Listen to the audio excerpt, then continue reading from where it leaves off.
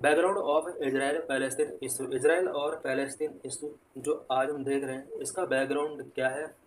The conflict is one of the world's oldest military and political conflict. ये जो conflict है पूरे world का oldest military and political conflict है। Despite many attempts to resolve the issue there has been no major outcomes. इस conflict को solve करने के लिए बहुत सारे अटेम्प्ट किए गए, but all outcome, it means कोई भी आउटकम नहीं रीच किया जा सका है।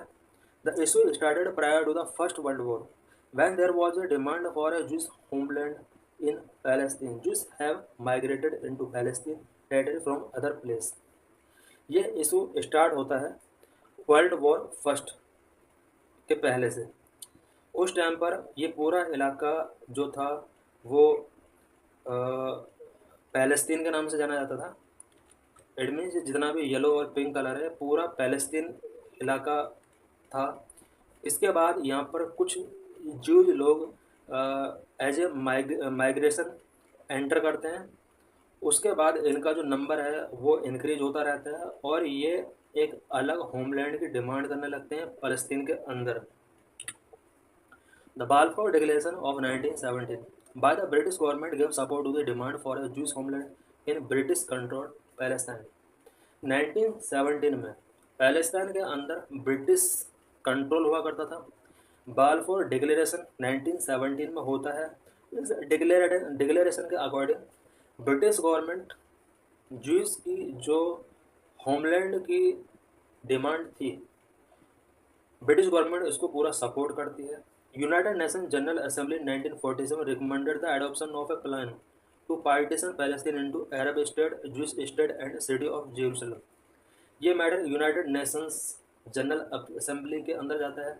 1947 में यूएन जनरल असेंबली पैलेस्तीन के पार्टीशन का रिकमेंडेशन करती है और इस पार्टीशन के अंदर एक अरब स्टेट बनाने का प्रोविज़न किया गया है, एक ज्यूश स्टेट बनाने का प्रोविज़न किया गया है एंड सिटी ऑफ जेरूसलम, यानी इसको 3 पार्ट में डिवाइड करने का recommendation United Nations General assembly ने 1947 में रखा।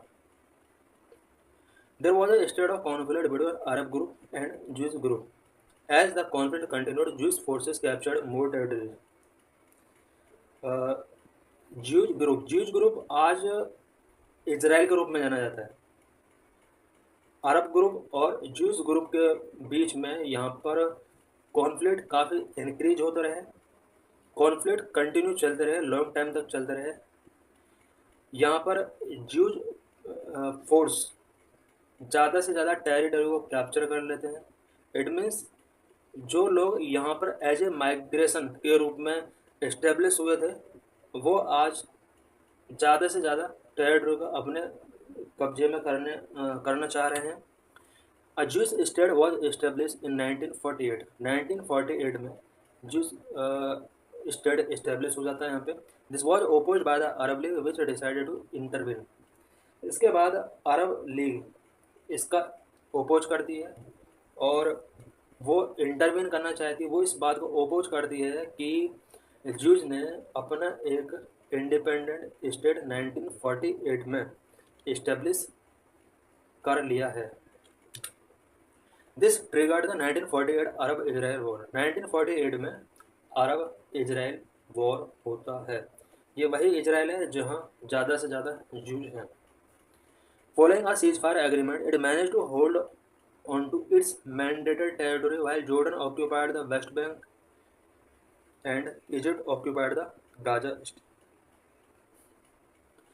एक सीज फायर एग्रीमेंट होता है, जॉर्डन वेस्ट बैंक को ऑक्यूपाई कर लेता है एंड इजिप्ट गाजा स्ट्रिप को ऑक्यूपाइड कर लेता है। After the 6 day war of 1967 में 6 डे कंटिन्यू वॉर चलता है ज्यूज का।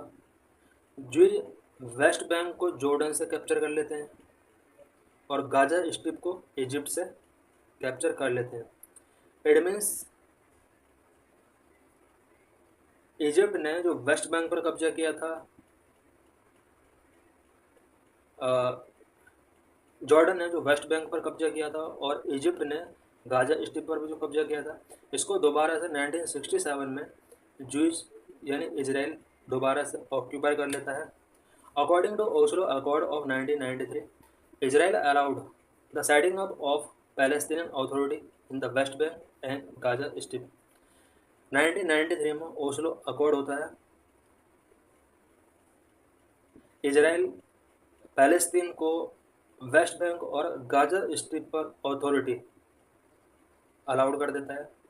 इट मीन्स 1993 में इजराइल वेस्ट बैंक और गाजा स्ट्रिप को पैलेस्तीन को वापस दे देता है। In 2006 Hamas gained control over the Gaza strip following the battle of Gaza.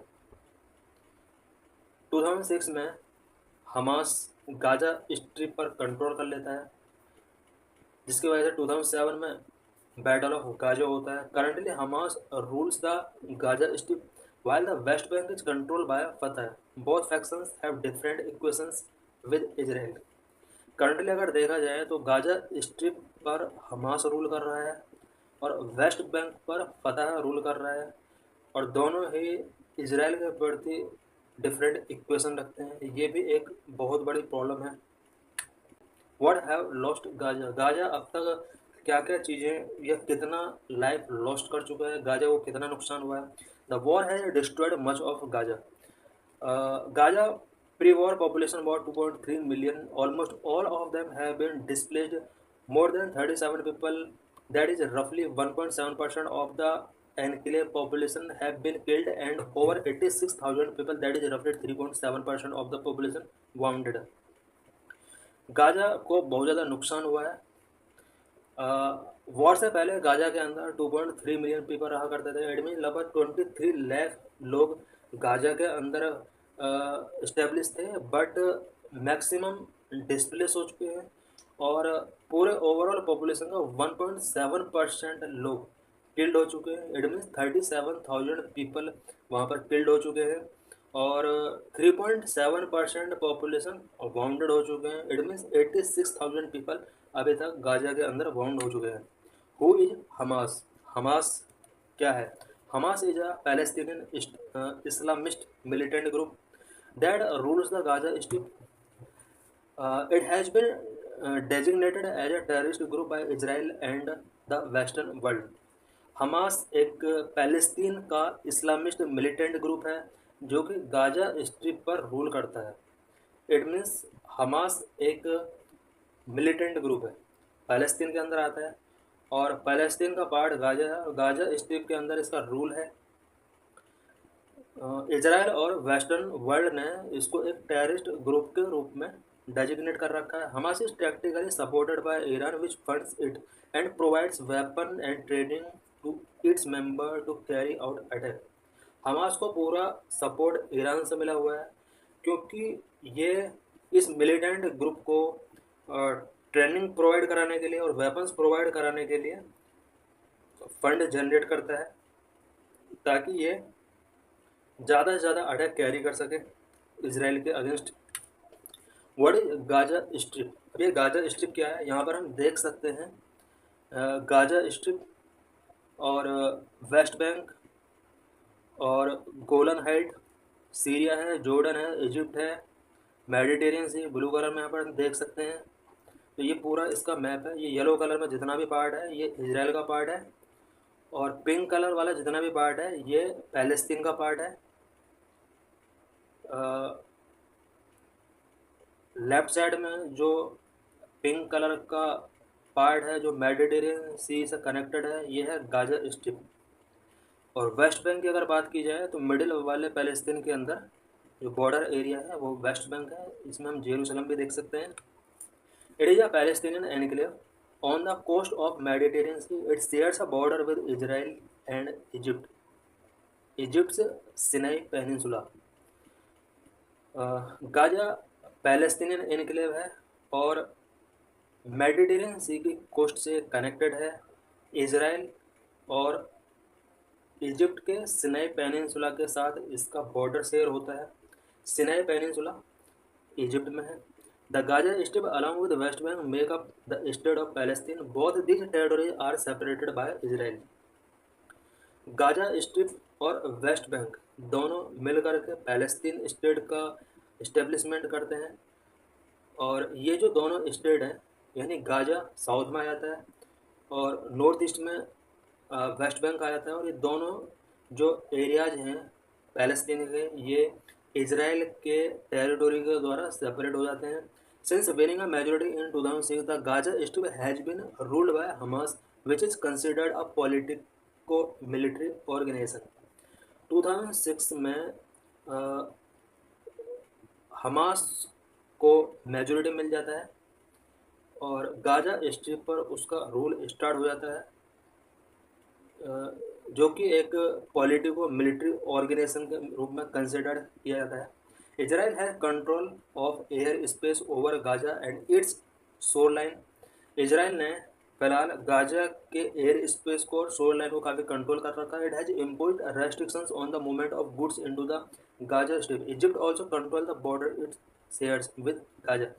Israel और फ़लस्तीन दोनों ने गुड्स के मूवमेंट को गाजा के अंदर बैन कर रखा है। इट मीन्स बॉर्डर से भी यहाँ पर गुड्स का मूवमेंट नहीं हो सकता। What is West Bank? It is a land locked territory which share its border with Israel and Jordan. The Dead Sea form a part of its border. Part of Jerusalem city comes under West Bank. West Bank हम देख सकते हैं, एक तरफ Jordan की boundary है, नीचे की तरफ डेड सी इसकी बाउंड्री कनेक्ट है डेड सी के थ्रू, एंड येलो पार्ट जितना भी है ये इजराइल है और इन सभी के साथ इसका बाउंड्री शेयर होता है।